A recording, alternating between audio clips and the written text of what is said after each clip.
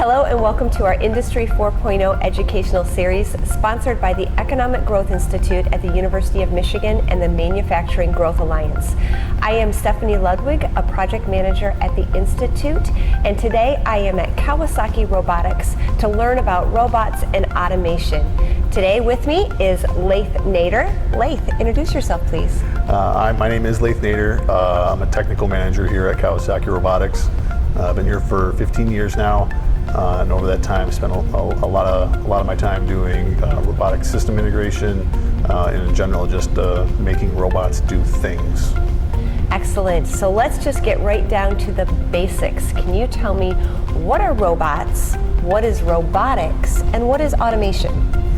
Yeah, so when we talk about robots and robotics, those are terms that get interchanged a lot, but realistically, robots are the physical robots, the arm, it's the motors and the wires and the controller, and robotics is the study of the robots. So it's that study of robots or the robotics that gets us new robots and faster robots and bigger robots and robots that can do new things. Now the automation is when we actually go to apply the robots to do things, and it's the robot with the equipment around it. So a robot by itself is useless. We have to bolt a tool to it, we have to put some fixtures or maybe a conveyor belt or something around the robot to make the robot useful. And it's that collection, robot with tools and peripheral devices, that makes a full automation.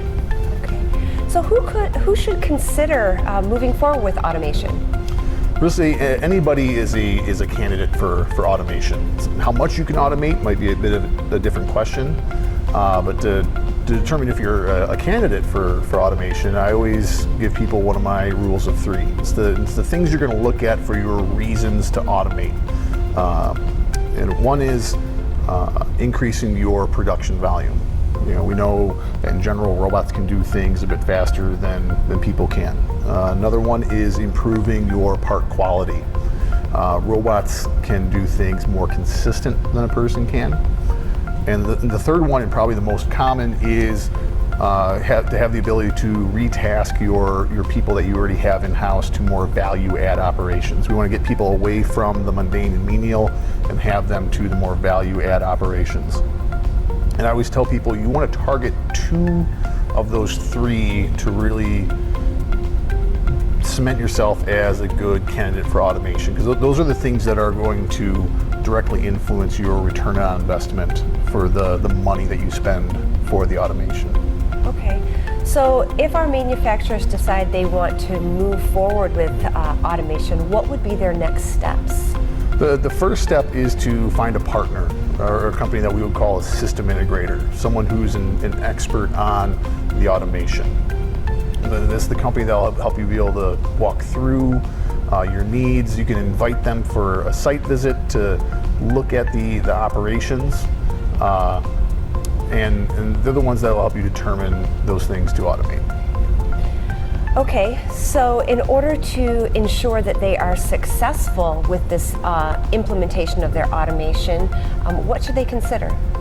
That brings us to another one of my rules of three, is the things that you can do to ensure that your automation will be successful. This is after we've already determined, yes, we are a good candidate for automation.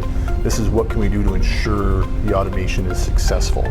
And these are the things you're going to spend money on to make it successful. One will be spending money on redesigning or improving your product to lend itself to automation. A lot of times, especially when we're transitioning from a traditionally manual operation to an automated operation, there's generally some things about the part that need to change to lend it to automation. The second thing we can do is we can spend money on improving the tooling or the fixturing for our product for similar reasons. That transition from manual to automated for your part fixturing, some things probably need to change to lend it to automation. And the third is you can spend money on sensors and gadgets and gizmos to have your robot adapt to the part for the automation. And this is another one I tell people, you want to have two of the three to really, and we're not justifying here, we're doing things to make sure that the automation will be successful.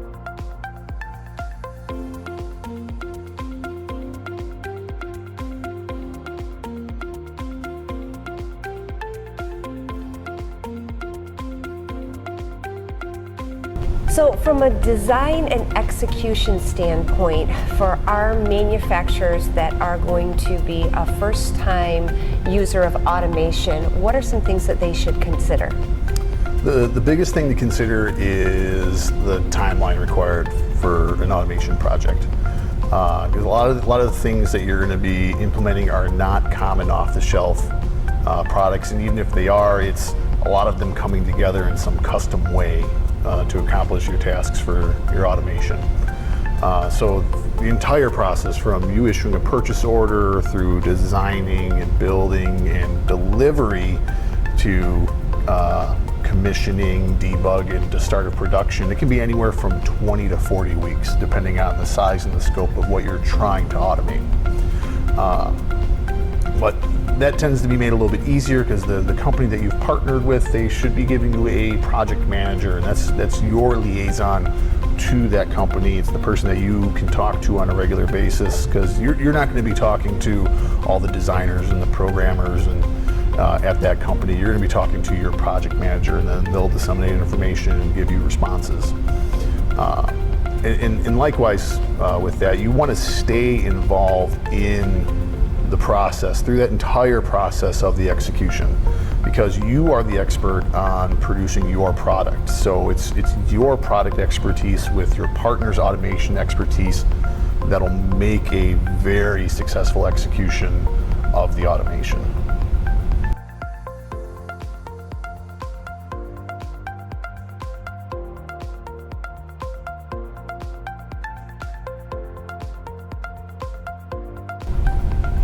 So you recommended that a company has an integrator to assist with this process. Would you also recommend that they have a champion on the manufacturing side to ensure that the process goes smoothly? Yeah, that's an important thing to have. Is you're going to have a project manager on the integrator side, but you also want to have someone on your side that's your own project manager to act as your point of communication with the integrator. The person who will be able to communicate your needs and your wants and to do your status updates with that integrator, and to be part of that communication through the entire process.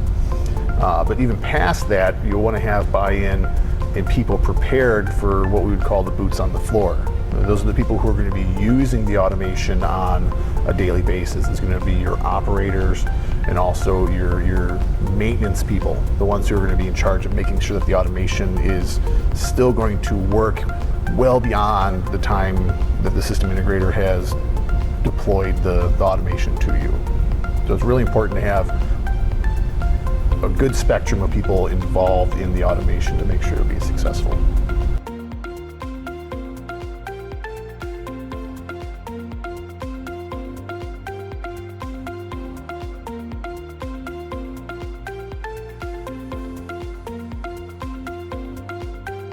That makes me think about the workforce. We are in a really unprecedented time where there is a huge labor shortage, yet many people may be worried that if they bring in this automation that it's going to replace their jobs. Yeah, and it's a very valid concern to have. A lot of times when we see people bringing in automation, the result is not a headcount reduction. It's people being transferred to more value-add operations. The robots are generally going into those operations which are dangerous for a person or really a mundane task that they can make better use of their person labor. And even going back further in the past, in my own experience, before the current labor shortage, 8 or 10 years ago, we've always had customers coming to us with their concern is that they can't hire enough people. They can't get enough feet on the floor to hit their production volumes. So their motivator for automating is not a want to automate, it's a need or a necessity to automate so they can keep up on their production for their deliverables to their customers. So as these manufacturers begin to implement this new automation, what kind of support should they expect to get as they go through this process? Yeah, so there can be different types of support that go along with the automation, especially if you have a partner like a system integrator. There'll be some level of support and training that they'll provide for how to use the equipment. There'll be maybe some panel with push buttons that they need to tell you how to use. They'll give you some instruction on how to use it. On Kawasaki Robotics side, we have product-specific training, so the people who will be your operators or your maintenance technicians, you can send them to Kawasaki for training. We have training specific for operating and programming the robot. We have training for electrical and mechanical maintenance, as well as a myriad of other very specialized trainings depending on what the robot application is. So there's a lot of different levels of training, a lot of different levels of support. We have aftermarket support for spare parts, for customer service. Something's broken on the robot's doing a weird thing, I don't know what the robot's doing. But those are the questions that I'm really good with, is the Lath, I have a stupid question types of questions. So whatever the problem is, we have something here or someone here to help you solve that problem. Okay, excellent. Is there any other advice that you would give to our manufacturers that are thinking about moving forward with automation? The biggest thing to remember is that robots are not scary. Robots have been around, even from Kawasaki. Kawasaki's been producing robots for over 50 years. They're not new things. They're becoming more commonplace. The automation that's in robots is leached over to other facets of our lives. The automation in our phones, automation in our cars. We're already surrounded by so much automation that we can't see. It's just the robot is more of a manifestation of the automation. So, well, thank you so much for sharing your knowledge. This is really helpful for our manufacturers as they are thinking about Industry 4.0 and considering automation. No problem.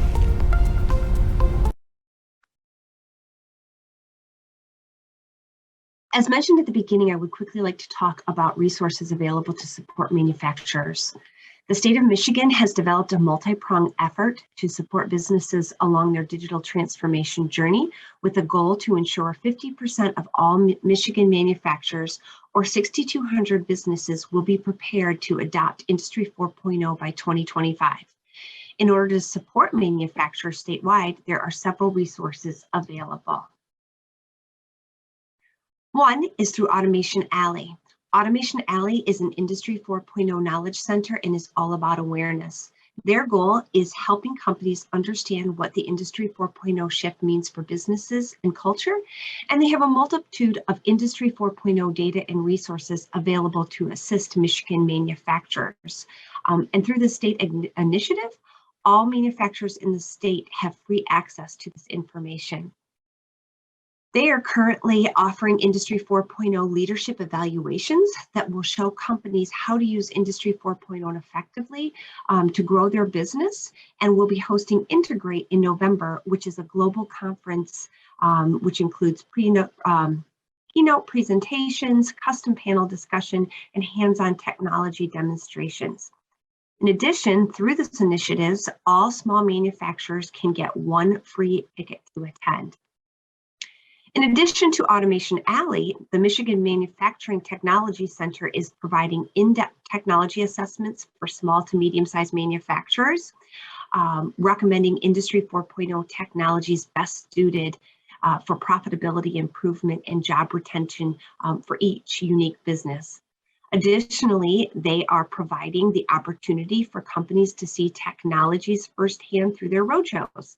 These are being scheduled all across the state, so please go to their website at thecenter.org to find out when one will be in your area. In addition to these statewide initiatives, there are also regional programming initiatives. These include providing regional webinars like today, and our goal is to continue to provide more educational content for companies as they move forward. So if there are specific items that you would like to learn about, please reach out to us and let us know so that we can dig deeper and provide more information for you. So along with the educational component, we are also offering company assessments and technical assistance projects. Through these, MGA and EGI will work to ensure manufacturers in Southwest Michigan, Northeast Michigan, and the Upper Peninsula have the foundation and practical knowledge to move forward with implementing elements of Industry 4.0 to ensure that they remain competitive in the years to come. And in all our history of running programs to support small to medium-sized manufacturers, what really gets your attention most is when there is funding available to help you. So in our regional program, we will qualify a limited number of companies with high potential projects for a $10,000 grant in matching funds towards the implementation of one of the identified Industry 4.0 projects. So now that you have learned a little about the Industry 4.0 technologies from our presenter today, you might be wondering, how do I know if my company is ready to implement some of these technologies? The next step of the MGA EGI Regional Partnership is for interested companies. EGI will conduct a top-down analysis of your company.